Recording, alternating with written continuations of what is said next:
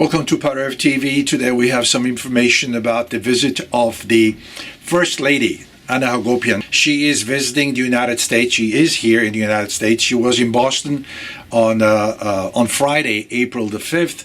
And one of our good friends, Margaret Janikian, attended the banquet. And we have more detailed information about the person, about the fundraising, which was for the City of Smiles fundraising, which benefits kids with cancer. And I think it was $150,000 was raised. But the main story is that she will be in the New York area this coming Saturday, and we'll have the dates from 2 to 4 at the diocese. And what is also very important to note is that if you want to attend the event in honor of Anna Hakobyan, you have to RSVP. You have to let the United Nations Armenian Mission to the United Nations know about your participation. We'd like to wish her well. We'd like to welcome her. And we also want to know what happened in Boston as Margaret Janikian, who is the president of Iowa, the New Jersey chapter of Iowa, has to tell us. So let's go in for the details. Thank you. Our MC for the night, who is Peter Kotudjian, sheriff of the Middlesex County, emceed the event, and he asked for a hand raise of Armenians by choice, and about 20 to 30 people in the audience raised their hands proudly and said, "We are here by choice." And there were also members from former Massachusetts House of Representatives. Rachel Caprielian Faloni was present, along with some other names, Ambassador Varajan Nersessian, and Dr. Gevor Tamamyan, who was a pediatric hematologist and oncologist who spoke about children's cancer treatments and advances in this area, as well as some vocalists from Kanadik Nirkarayan and dancing from the Erebuni Dance School and Ensemble. So Anna Hakobyan spoke eloquently and perfect English.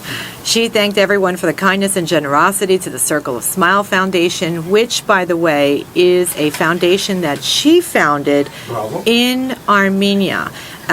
It's one of the initiatives that she has set forth in her, working with her husband, the Prime Minister.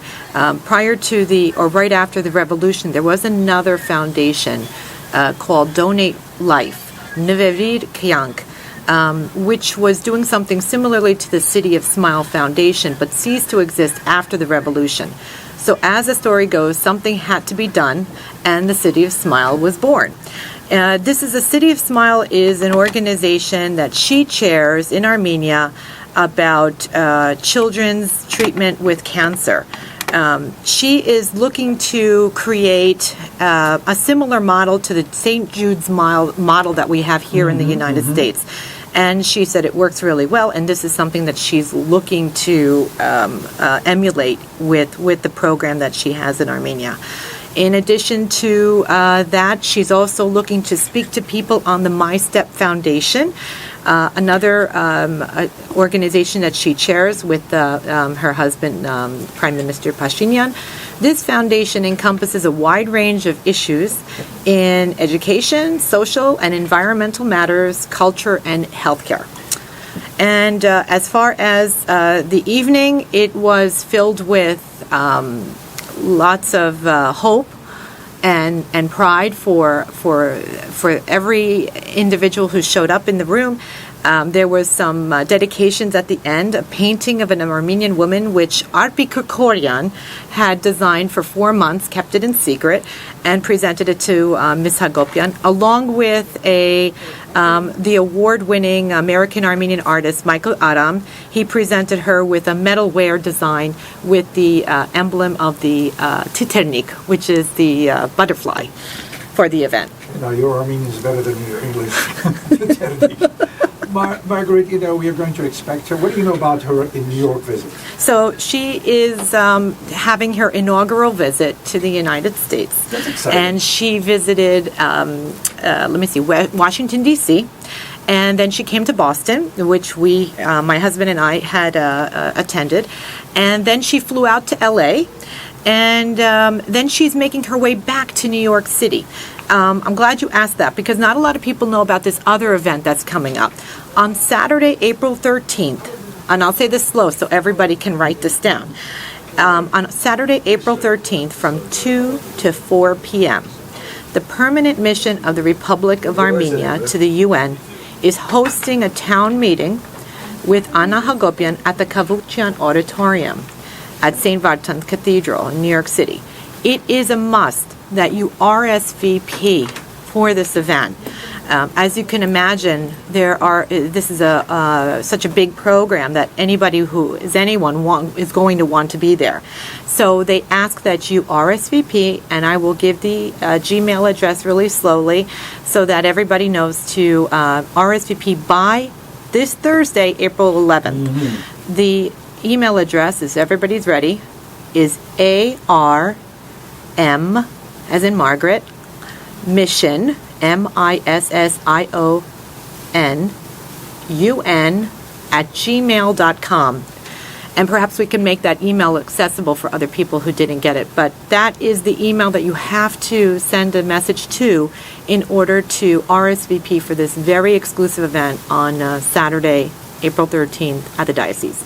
Well, my impression of her, like anyone else, we've been following this very dynamic woman in the news, and she's really been making her headway with the Velvet Revolution and how she's using that as a platform to carry out some of her other initiatives.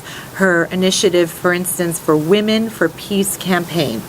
To stop killing soldiers on the border of Nagorno-Karabakh and to take care of the lives of children, both Azerbaijani and Armenian soldiers. Mrs. Hakobyan is also is an editor of a newspaper prior to her new appointment. And there are people who don't know how to respond to her, as they call her the First Lady. They call her, digging push, and it is. She embodies the vision of an incredible woman who takes on such difficult topics, especially with women's issues as well as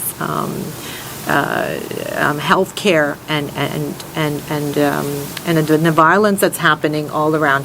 A couple of weeks ago, AWA was fortunate enough to also sponsor two women from the parliament, and Ms. Lilit Makuns and Ms. Mary Galsian. And they work very closely along with Mrs. Hakobyan in Armenia. So while she's here and she's in her inaugural visit in the United States, things are happening back at home, in her own home state. So she understands that timing is very sensitive, and she's looking to meet more of the diasporan Armenians here in the United States. She's looking to get the message out. She's looking to make sure that people know what the initiatives are that she's working with along with her husband in Armenia. And this is her message that she's trying to bring, as well as raising money for the charitable organizations that she's working with. We all have to be working towards. We cannot be doing this alone. These are major initiatives that any organization cannot do alone. And the organizations that I'm involved with, that other people are involved with, we have to work together and create these opportunities for ourselves as well as the younger generation that's coming in after us. Because what else are we doing this for in the end?